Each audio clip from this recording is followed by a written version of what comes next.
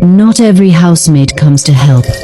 Some enter a family with a smile, but behind that smile is a mission of destruction.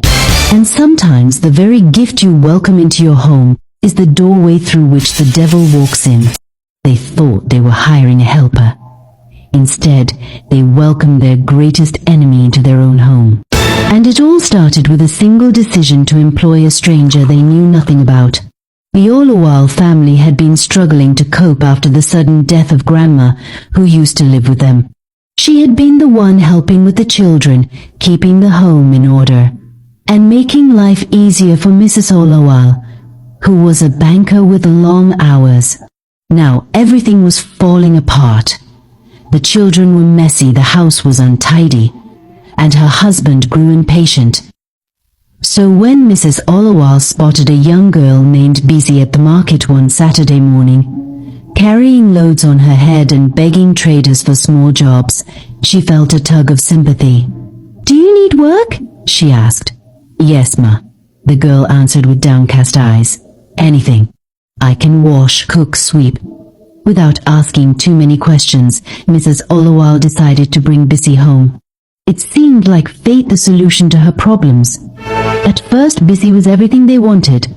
She was efficient, quick to learn, and eager to please. The children adored her. Mr. Olawale even praised his wife for her good heart in picking the girl.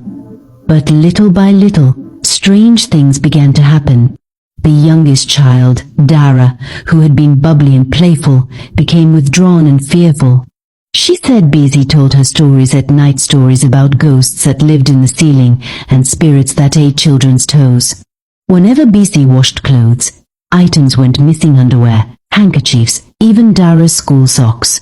And the family's once peaceful home grew heavy with tension. The parents argued more. The children cried easily. What no one noticed was that Busy kept a small leather pouch under her pillow.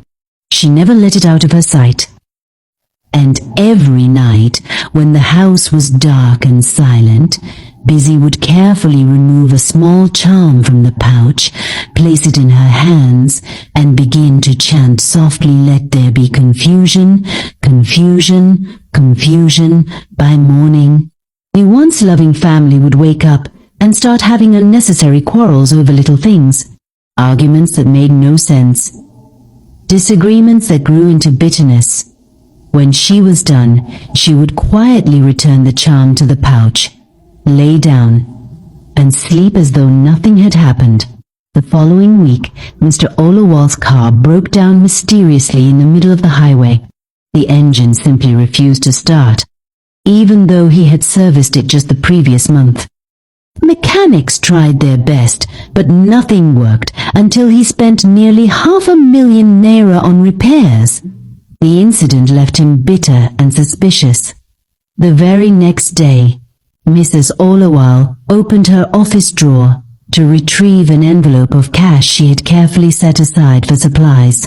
To her horror, the money had vanished, every last note. She was sure she had locked the drawer.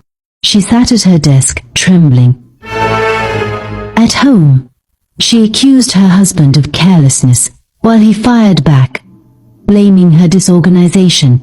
The once loving couple, who used to laugh and share everything, now threw harsh words at each other almost daily. Busy, however, remained calm and unusually helpful. Whenever quarrels arose, she stood silently, sometimes smirking when no one was watching. Unbeknownst to the family, she had started a new routine. Whenever she cooked stew or soup, she would squat quietly by the pot, urinate inside it, stir gently, and cover it back. At mealtime, she served the food with a smile.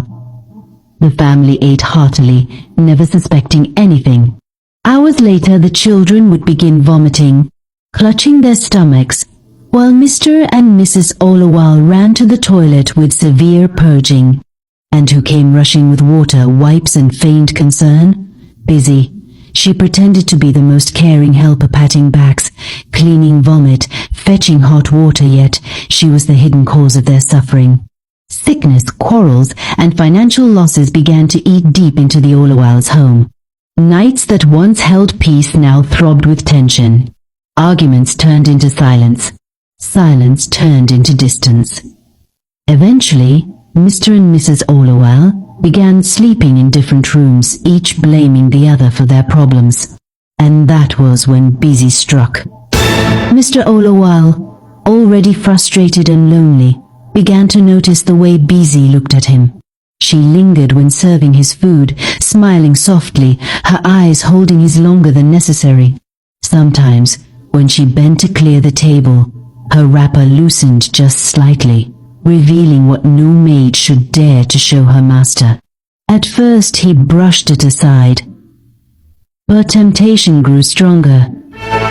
Unknown to him, Busy had been charming his meals with her rituals, whispering over his plate before serving, "Let his wise be blind to his wife. Let his heart burn for me.